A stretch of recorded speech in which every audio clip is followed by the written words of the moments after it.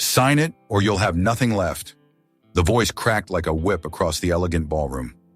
Clara Moretti, the young CEO, trembled, her face pale under the crystal chandelier's glow. Her husband's grip tightened around her arm, eyes blazing with fury. Silver spoons clinked against wine glasses. Mocking laughter erupted from the crowd. Clara broke down, sobbing, "Please, don't hit me, I'm already broken." No one at the party dared speak up. Everyone looked away. At the far end of the hall, Lucas Kane, single dad, janitor, was wiping tables when he froze. He gripped his cleaning cloth tighter, eyes burning with rage. "Enough!" His voice rang out, deep and firm, cutting through the laughter.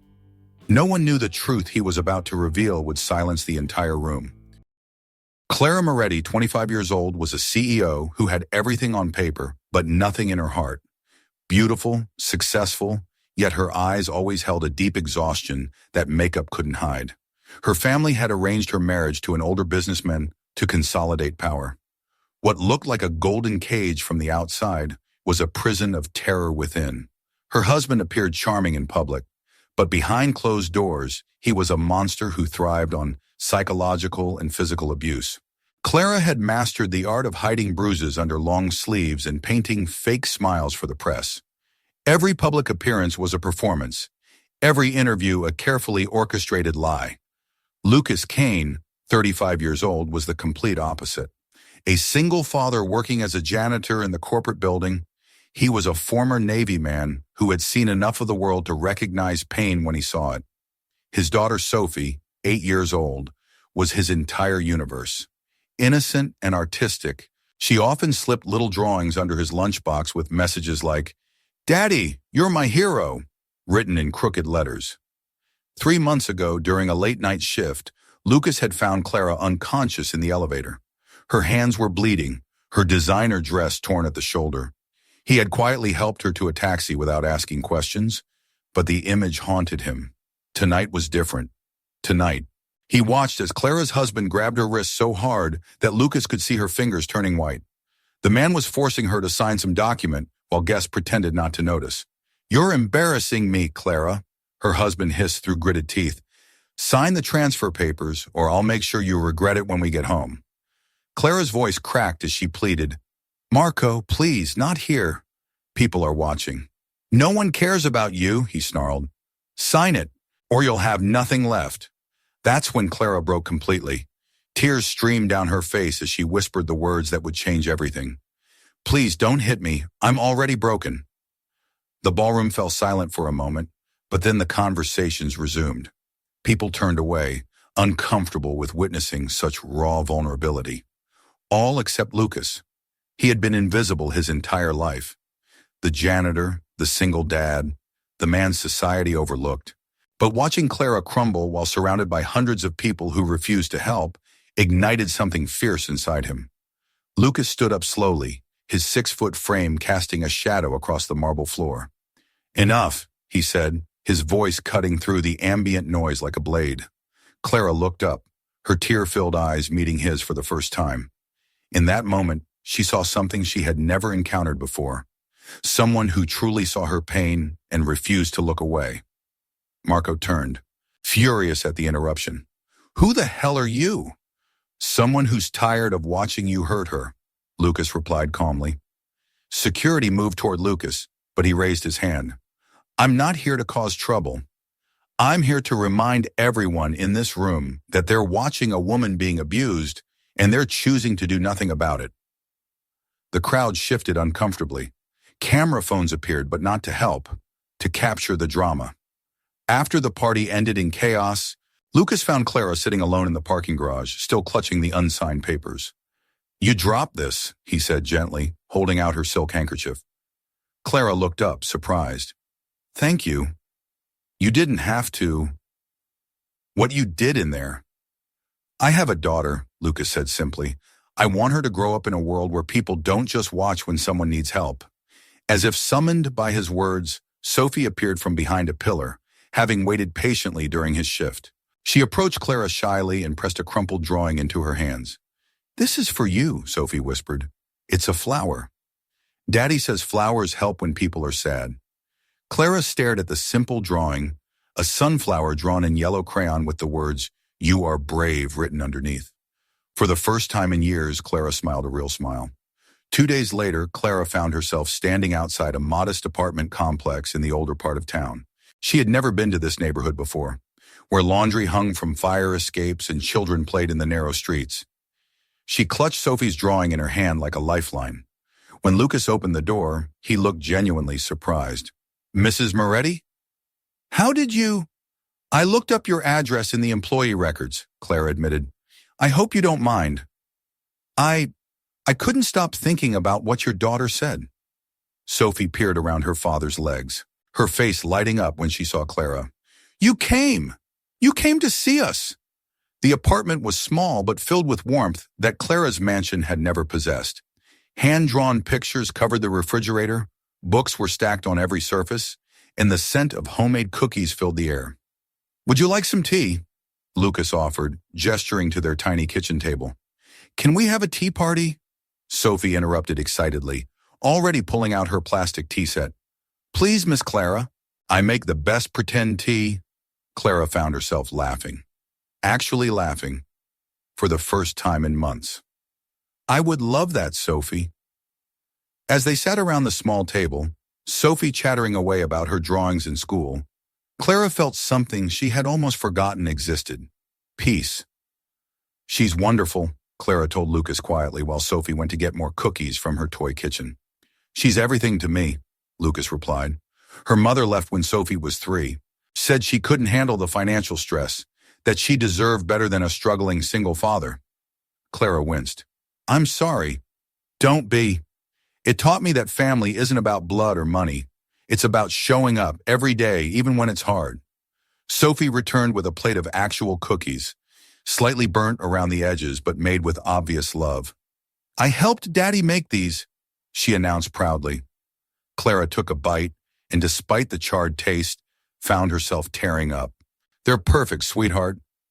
As the afternoon wore on, Clara found herself opening up about her life, the arranged marriage, the constant fear, the way she had lost herself somewhere along the way. "I used to paint," she confided to Lucas while Sophie napped on the couch.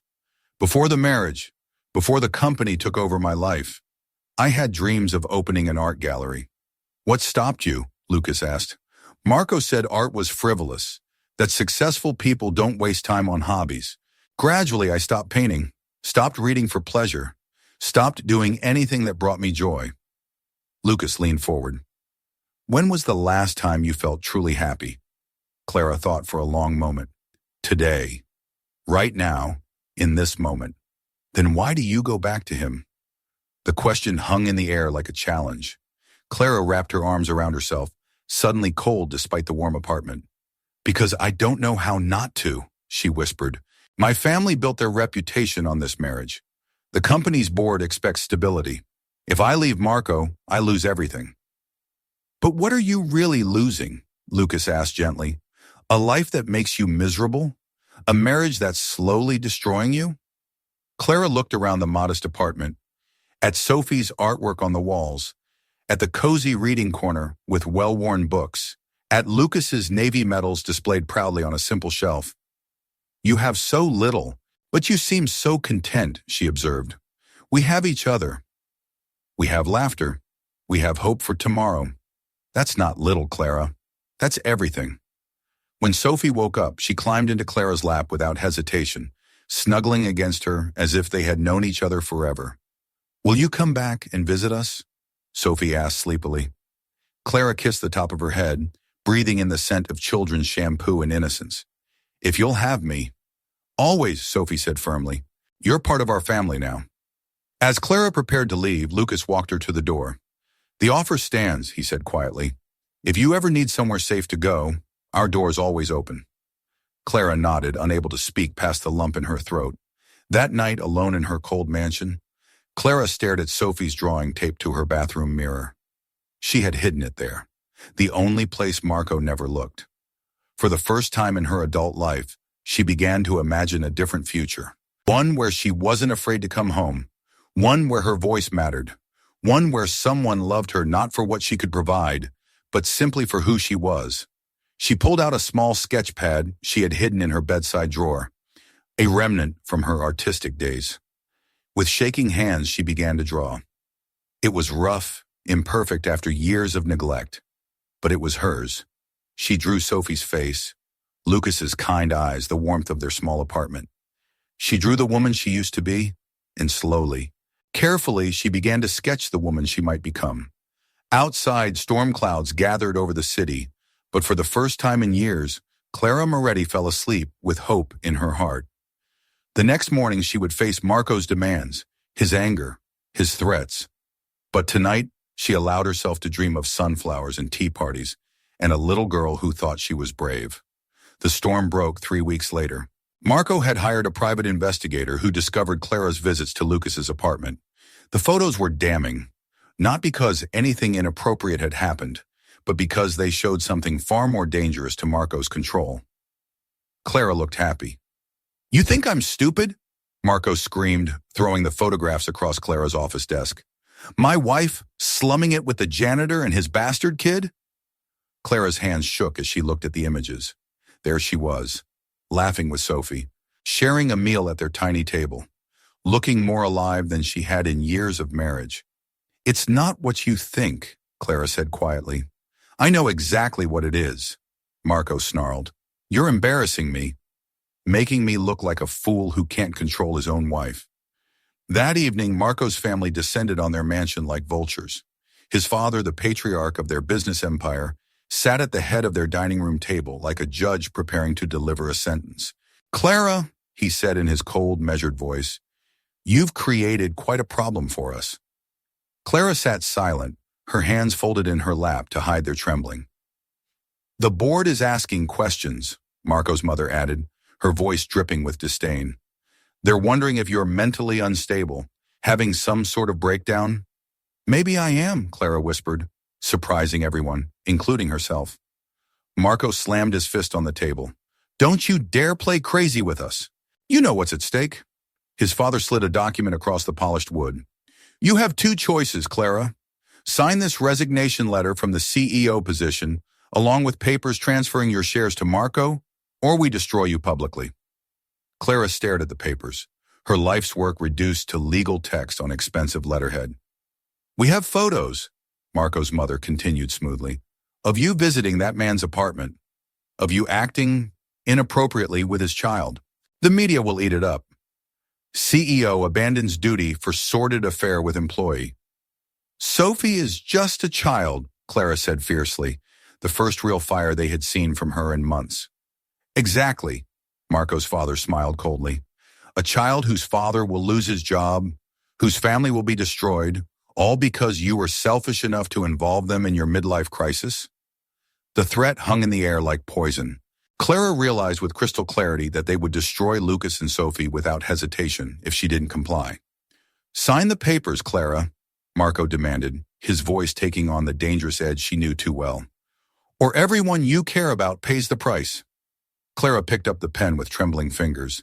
She thought about Sophie's laugh, about Lucas's kindness, about the life she had briefly glimpsed in their small apartment. She couldn't let them be hurt because of her. "Please," she whispered, tears streaming down her face. "Don't make me do this." "Sign it," Marco repeated, moving closer, his presence looming over her like a storm cloud. "Please, don't hit me," Clara sobbed, the familiar words of surrender falling from her lips. "I'm already broken." The dining room door exploded open. Lucas Kane stood in the doorway, his face set in lines of fury that made his military training evident. Behind him, 2 police officers flanked the entrance. "Step away from her," Lucas commanded, his voice carrying the authority of a man who had faced down enemies in foreign lands. Marco spun around, shocked. "How did you get in here?" "Security. Your security is currently being questioned about their role in covering up domestic violence," one of the officers replied calmly. Clara stared at Lucas in amazement. "How did you know?" "Sophie was worried about you," Lucas explained, never taking his eyes off Marco. "She said you seemed scared when you visited yesterday. I've been watching the house, waiting." Marco's father stood up slowly. "Young man, you have no idea what you're interfering with." "I know exactly what I'm interfering with," Lucas replied.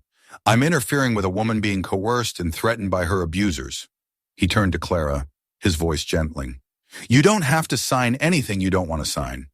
But Sophie, Clara whispered. They'll hurt you and Sophie. Lucas smiled grimly. Let them try. I've been documenting everything for weeks. Their threats, their surveillance, their intimidation tactics.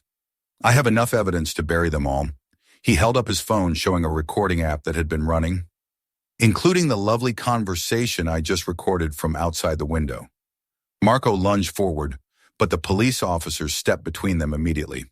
Mr. Moretti, one officer said formally, you're under arrest for assault, coercion, and domestic violence. As they handcuffed Marco, he screamed threats and curses, but his words had lost their power. Clara watched as the man who had controlled her life for years was reduced to a ranting figure being led away. Marco's parents sat in stunned silence as their carefully constructed empire began to crumble around them. Clara stood up slowly, the unsigned papers still scattered across the table. I choose differently, she said, her voice growing stronger with each word. I choose to fight. I choose to speak the truth. I choose to protect the people I love. She looked at Lucas, tears still flowing, but no longer from fear. Thank you for showing me that I have choices. Later that evening, after giving statements to police and meeting with lawyers, Clara found herself back at Lucas's apartment. Sophie wrapped her small arms around Clara's waist, holding tight as if she could protect her from the world. Are you okay? Sophie asked, her 8-year-old face serious with concern. Clara knelt down to Sophie's level, cupping the child's face gently. I am now, sweetheart. Thanks to you and your daddy, I remembered that I'm braver than I thought. I knew you were brave, Sophie said matter-of-factly. That's why I drew you the flower. Flowers are brave because they keep growing, even when it's dark. Clara pulled both Sophie and Lucas into a fierce hug, finally understanding what home was supposed to feel like. The legal battles would be long and difficult. The media storm would be intense. Her family would likely disown her, and the corporate world would judge her harshly. But for the first time in her adult life, Clara Moretti was free, and freedom, she realized, was worth fighting for. 6 months later, Clara's life looked completely different from the outside and felt entirely transformed from within. The divorce proceedings had been brutal but swift. Marco's arrest for domestic violence, combined with Lucas's recordings and Clara's documented injuries, had given her legal team all the ammunition they needed. The media attention had been intense, but not in the way Marco's family had predicted. Instead of scandal and shame, Clara's story had sparked a nationwide conversation about domestic violence and corporate corruption. Women across the country began sharing their own stories, creating a movement that Clara never expected to lead, but found herself honored to represent. She had indeed lost her position as CEO, but not because she was forced out. She had chosen to step down to focus on building something more meaningful, the Clara Moretti Foundation for Domestic Violence Survivors. The foundation operated out of a converted warehouse in Lucas's neighborhood, far from the glass towers of corporate America. The space was warm and welcoming, designed to feel more like a home than an institution. Clara had moved into a modest apartment 3 blocks away from Lucas and Sophie. It was the first time in her life she had chosen where to live, and the freedom was intoxicating. Miss Clara, Sophie called out as she burst through the foundation's doors after school. Look what I made! Clara looked up from the financial report she was reviewing, automatically smiling at the sight of the 8-year-old who had become such an important part of her world. Sophie held up a painting of 3 figures standing under a rainbow. It's you, me, and Daddy. We're a family. Clara's heart swelled. Over the past months, the lines between her work life and personal life had blurred in the most beautiful way. Lucas had taken a position as the foundation's facilities manager, finally able to use his organizational skills and protective instincts in meaningful work. It's beautiful, sweetheart, Clara said, accepting the painting with the reverence she would give a masterpiece. Should we hang it in the office? Yes, right next to the other one. The other one was Sophie's original sunflower drawing, now professionally framed and hanging in a place of honor. It served as a daily reminder of how far Clara had come. That evening, the 3 of them shared dinner in Clara's apartment. It had become their routine. Lucas would pick up Sophie from the after-school program at the foundation. They would help Clara finish her work for the day, and then head home together. "How was the interview today?" Lucas asked as they cleared the dishes. Clara had spent the afternoon with a journalist writing a book about women who had escaped abusive relationships and rebuilt their lives. "Hard," Clara admitted, "but necessary. Every time I tell the story, I hope it helps someone realize they have options." "You help people every day," Sophie said seriously, settling into Clara's lap as they moved to the living room. "That's what superheroes do." Clara laughed, stroking Sophie's hair. "I'm not a superhero, honey." "Yes, you are," Sophie insisted. "You save people. And you saved yourself." The simple wisdom of children never failed to astound Clara. In Sophie's world, everything was clear-cut. People who helped others were heroes. Love was unconditional, and families were made by choice, not birth. "Sophie's right," Lucas said quietly, settling beside them on the couch. "You've helped dozens of women leave dangerous situations, find housing, get legal aid. You've turned your pain into purpose." Clara leaned against Lucas's shoulder, Sophie warm in her arms, and marveled at the peace she felt. There was no anxiety about what mood someone might be in when they came home. No walking on eggshells, no fear. "I never thought I could be this happy," she murmured. "You deserve happiness," Lucas replied, pressing a gentle kiss to the top of her head. They had been taking things slowly, building their relationship on friendship and trust rather than passion and desperation. Clara was learning to recognize the difference between healthy love and obsessive control. "Are you guys going to get married?" Sophie asked with the directness only children possessed. Clara and Lucas exchanged glances over her head, both smiling. "What do you think about that idea?" Clara asked Sophie. "I think I'd like to have you as my real mom," Sophie said simply. "But only if you want to be my real mom." Clara's eyes filled with tears, the good kind she had learned to distinguish. "I would be honored to be your mom, Sophie, if your dad thinks it's a good idea." Lucas cupped Clara's face gently. "I think it's the best idea I've ever heard." That night, after Sophie had fallen asleep in Clara's bed, another routine that had developed naturally, Lucas and Clara sat on her small balcony, looking out over the neighborhood they had both chosen to call home. "Do you ever miss it?" Lucas asked. "The mansion, the power, the lifestyle?" Clara considered the question seriously. "I miss the financial security sometimes. I miss being able to help people on a larger scale. But I don't miss being afraid. I don't miss feeling empty inside." She took his hand, intertwining their fingers. "I never knew that love could be quiet and steady. I thought it had to be dramatic and painful to be real. The best kind of love is the kind that makes you feel more like yourself, not less," Lucas replied. Clara nodded, finally understanding the difference.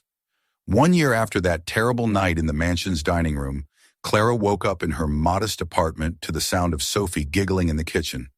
The morning light streamed through curtains that Clara had chosen herself, a small detail that still brought her joy. Everything in this space was hers by choice, not obligation. She padded to the kitchen in bare feet, something that would have horrified her former self, but now felt like the height of luxury. "Good morning, family," she called out, using the word that had become natural over the months. Sophie was standing on a step stool at the counter, carefully cracking eggs into a bowl while Lucas supervised. They had insisted on making Clara breakfast for her rebirth day, the anniversary of the day she chose to leave her old life behind. "We made pancakes," Sophie announced proudly, "and they're only a little bit burnt." Clara laughed, accepting a cup of coffee from Lucas. "Burnt pancakes are my favorite kind." They ate together at Clara's small kitchen table, the same one where they had shared hundreds of meals over the past year. Sophie chattered about her plans for the day. Lucas discussed a new security system he wanted to install at the foundation, and Clara felt the deep contentment of belonging somewhere. After breakfast, Sophie presented Clara with a handmade card. On the front, she had drawn the three of them standing in front of a house with a garden full of sunflowers.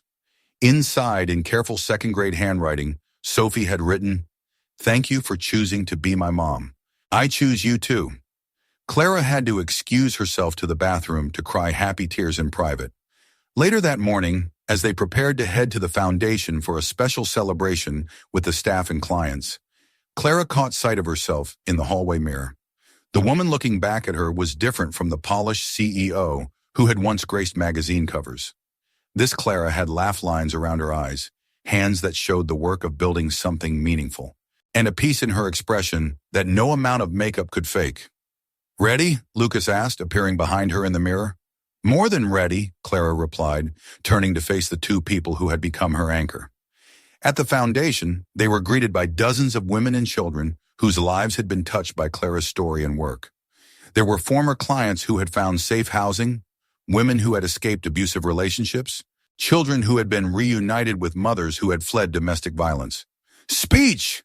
Speech!" someone called out. Clara found herself standing before the group, looking out at faces that represented hope and second chances. "A year ago," she began, "I thought my life was over. I thought I had no choices, no power, no future worth living for." The room was silent, everyone understanding the weight of those words. "But I learned something important from a very wise 8-year-old, Clara continued, smiling at Sophie. "She told me that flowers are brave because they keep growing even when it's dark." She looked around the room, making eye contact with as many people as possible. "We are all flowers who chose to keep growing. We chose to believe we deserve better. We chose to fight for ourselves and for each other. And most importantly, we chose to build something beautiful from the broken pieces of our old lives." The applause was thunderous, but what moved Clara most was seeing the hope in so many eyes. That evening, as they tucked Sophie into bed in Clara's apartment, the child had gradually migrated most of her belongings there. Sophie asked the question she posed every night. "Will you still be here when I wake up?" "Always," Clara replied, kissing her forehead. "I'm not going anywhere." As Lucas and Clara sat together on the couch later that night, Clara reflected on the journey that had brought them to this moment. "Any regrets?" Lucas asked, as if reading her thoughts. Clara looked around their small, warm home, at the foundation materials scattered on her coffee table, at Sophie's artwork covering every available wall space, at the man who had seen her pain and chosen to help rather than look away. "Just one," she said finally. Lucas raised an eyebrow in question. "I regret waiting so long to choose happiness." Lucas pulled her closer, and Clara settled into his arms, finally home. If you believe stories of healing and second chances like this deserve to be told, please leave a comment and subscribe to Hidden Heart Stories. We tell the stories that should never be forgotten. Stories of ordinary people finding extraordinary courage to choose love over fear, hope over despair, and truth over silence.